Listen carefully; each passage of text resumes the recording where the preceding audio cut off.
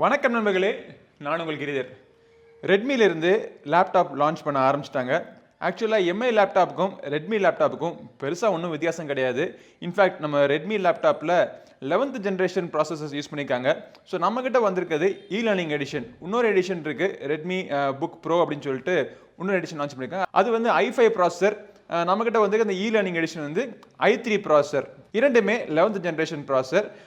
இந்த Redmi book learning எடிஷனில் உங்களுக்கு 39.6 inch full HD display கிடைக்குது. ஃபாஸ்ட் ஸ்டோரேஜ், ரொம்ப தின்னான லைட்டான லேப்டாப்னு சொல்கிறாங்க.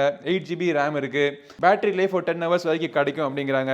இந்த லேப்டாப் நம்ம ஓப்பன் பண்ணி இது எப்படி இருக்குது அப்படிங்கிறத பார்ப்போம். ஸோ இந்த மாதிரி ஒரு ஈகோ ஃப்ரெண்ட்லி பாக்ஸ் பேக்கேஜிங்கில் அவங்க அனுப்புகிறாங்க. டேப்பு கூட பிளாஸ்டிக் டேப்பு கிடையாது.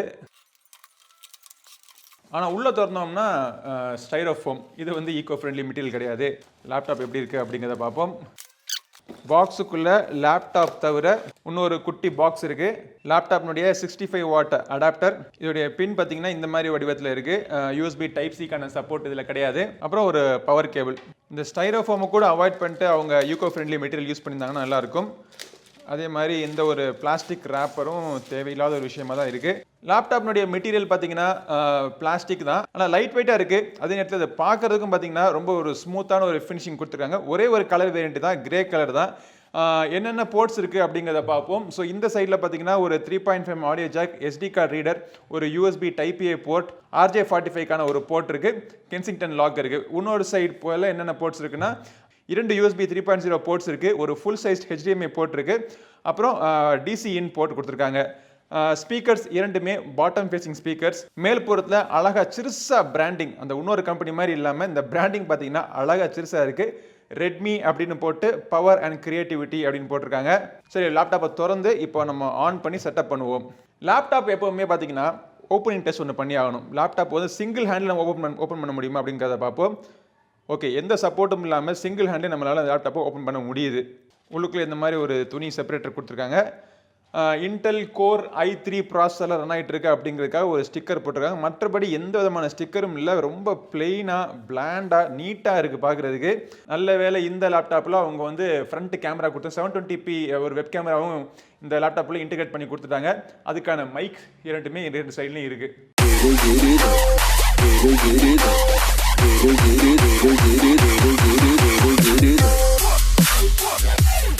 ஓகே, ஸோ இந்த ரெட்மி புக் லேர்னிங் எடிஷனை கொஞ்ச நாள் நான் யூஸ் பண்ணிட்டேன். ஸோ என்னுடைய அனுபவம் எப்படி இருக்குது அப்படிங்கிறத நான் ஷேர் பண்ணுறேன் உங்களுக்கு.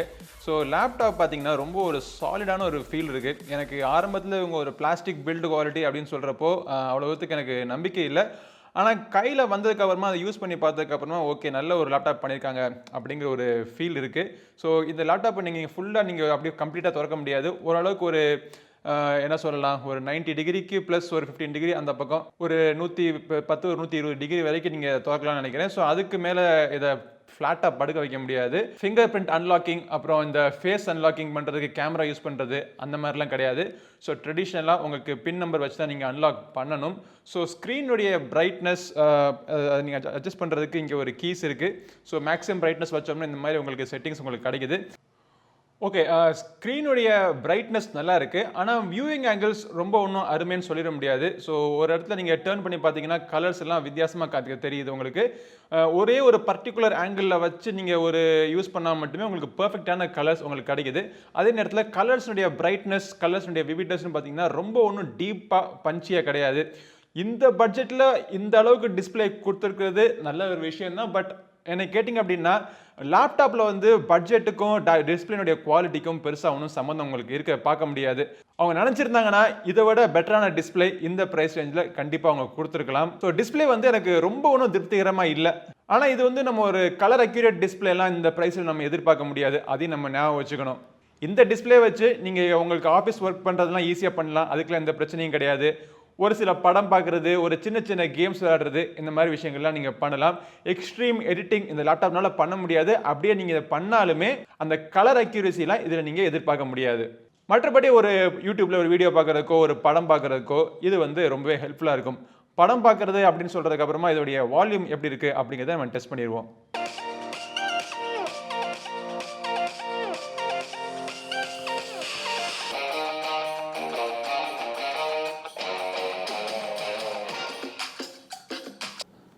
சவுண்டை பொறுத்த வரைக்கும் ரொம்ப ஒன்றும் லவுடான ஸ்பீக்கர்னு சொல்லிட முடியாது. நீங்கள் பக்கத்தில் உட்காந்த மாதிரி கேட்குறப்போ ஸ்பீக்கருடைய குவாலிட்டி நல்லா இருக்குது. இதை விட பெட்டரான சவுண்ட் உங்களுக்கு வேணும் அப்படின்னா கண்டிப்பாக நீங்கள் எக்ஸ்டர்னல் ஸ்பீக்கர்ஸ் இதுக்கு கனெக்ட் பண்ணி ஆகணும். ஸ்பெசிஃபிகேஷன்ஸ் அப்படின்னு பார்க்குறப்போ இது வந்து ஒரு 11th ஜென்ரேஷன் i3 ப்ராசஸர் ஆகிட்டு இருக்கு. 8GB RAM இருக்குது. இந்த லேப்டாப்போட இன்டர்னல் ஸ்டோரேஜ் பார்த்தீங்க அப்படின்னா உங்களுக்கு SSD கொடுத்துருக்காங்க. 256GB மற்றும் 512GBக்கான வேரியன்ட்ஸ் அவைலபிளாக இருக்குது. நம்மகிட்ட வந்தது 256GB வேரியன்ட். ஐரிஸ் கிராஃபிக்ஸ் இதில் இருக்குது. எக்ஸ்டர்னல் கிராஃபிக்ஸ் கார்டெலாம் தனியாக அது கிடையாது, இன்டெகிரேட்டட் ஐரிஸ் கிராஃபிக்ஸ் தான். இந்த 11th ஜென்ரேஷன் ப்ராசஸர் பார்த்தீங்கன்னா டைகர் லேக் ப்ராசஸர் அப்படின்னு சொல்லுவாங்க. 10 nm ப்ராசஸர். இதோடைய பெர்ஃபார்மன்ஸ் போன ஜென்ரேஷனை விட பல மடங்கு நல்லா இருக்கும் அப்படின்னு சொல்கிறாங்க. நான் வந்து இந்த லேப்டாப்பில் கீக் பெஞ்ச் ஸ்கோர் ரன் பண்ணி பார்த்தப்போ எனக்கு கிடைச்ச ஸ்கோர்ஸ் தான். பட் இதெல்லாம் பார்த்தீங்கன்னா சிந்தட்டிக் ஸ்கோர்ஸ் தான். சிந்தட்டிக் ஸ்கோர்ஸை விட ரியல் லைஃப்பில் யூஸ் பண்ணுறதுக்கு எனக்கு இந்த லேப்டாப் வந்து ஓகே. அதாவது ஒரு i3 ப்ராசஸரில் ஒரு பேசிக் லேப்டாப் அப்படிங்கிறப்போ இதோடைய பெர்ஃபார்மன்ஸ் ஓகே தான் இருக்குது. இதில் வந்து ஒரு ஹை ஸ்பீட் பெர்ஃபார்மன்ஸ் எதிர்பார்க்க முடியாது. ஸோ ஹை ஸ்பீட் பெர்ஃபார்மன்ஸும் இதில் கிடையாது.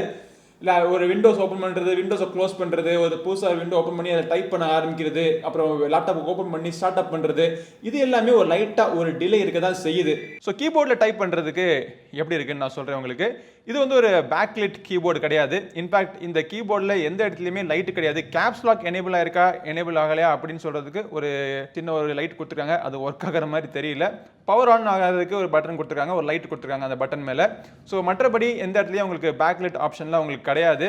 ஆனால் டைப் பண்ணுறதுக்கு கம்ஃபர்டபுளாக இருக்குது. கீஸ்னுடைய ஸ்பேசிங், கீஸ்னுடைய சைஸ் எல்லாமே பார்த்தீங்கன்னா பெருசாக இருக்குது. அகலமாக விரிச்சுக்கிறதுனால உங்கள் கையை ஈஸியாக வச்சு நீங்கள் டைப் பண்ணலாம். கையை இந்த மாதிரி இடத்துல நீங்கள் வச்சு நீங்கள் டைப் பண்ணுறதுக்கும் ஒரு கம்ஃபர்டபுளான ஒரு ஸ்பேஸ் கிடைக்குது. ட்ராக் பேட்னுடைய லொக்கேஷன் நடுநிலையாக இருக்கிறதுனால கையை வச்சு உங்களுக்கு யூஸ் பண்ணுறதுக்கு கம்ஃபர்டபுளாக இருக்குது. ட்ராக் பேட், நான் வந்து ஒரு பெரிய ட்ராக் பேட் யூஸர் கிடையாது. ஸோ ட்ராக் பேடுடைய கார்னர் இங்கேருந்து நம்ம இப்படி ஸ்வைப் பண்ணோம் அப்படின்னா ஈஸியாக இந்த இடத்துக்கு போகிறதுக்குள்ளே ஃபுல் கார்னர் ரீச் ஆயிடுது. ஸோ ஓரளவுக்கு ப்ரெஷ் அண்ட் கண்ட்ரோலாக இருக்குது ட்ராக் பேட் யூஸ் பண்ணுறதுக்குமே. யூஸ்வலாக விண்டோஸில் வரக்கூடிய எல்லா ஜெஸ்டருமே இந்த ட்ராக் பேடில் உங்களுக்கு அவைலபிளாக இருக்குது. இந்த லேப்டாப்பில் உங்களுக்கு அஃபிஷியலாக Windows 10 அவைலபிளாக இருக்குது. எக்ஸ்ட்ரா தேவையில்லாத அப்ளிகேஷன்ஸ் எதுவுமே உங்களுக்கு கிடையாது. விண்டோஸ்லேருந்து என்ன வருமோ அது மட்டுமே கொடுத்துருக்காங்க. ஷியோமி தரப்புல இருந்து ஒரே ஒரு MIUI Plus அப்படின்னு சொல்லிட்டு ஒரு அப்ளிகேஷன் கொடுத்துருக்காங்க. இது வந்து உங்களுடைய மொபைல் ஃபோன்ல இருந்து டேட்டா ட்ரான்ஸ்ஃபர் பண்ணுறதுக்காக ஒரு அப்ளிகேஷன். மற்றபடி தேவையில்லாத எந்த அப்ளிகேஷன் கிடையாது. எக்ஸ்ட்ரா ஆட்ஸும் கிடையாது. வேர்டு மட்டும் கிடையாது. வேர்டு, எக்ஸல் மற்றும் பவர் பாயிண்ட். இந்த மைக்ரோசாஃப்ட் ஆஃபீஸ் சூட் 2019 எடிஷன் உங்களுக்கு இந்த லேப்டாப் வாங்குறப்ப உங்களுக்கு ஃப்ரீயாக உங்களுக்கு கிடைச்சது.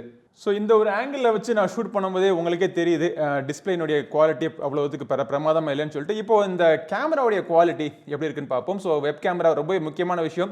இன்னைக்கு ஆஃபீஸாக இருக்கட்டும், ஒரு லேர்னிங் எக்ஸ்பீரியன்ஸாக இருக்கட்டும், எல்லாத்துக்குமே வந்து இந்த வெப் கேமரா ரொம்ப இம்பார்ட்டண்ட்டாக இருக்குது.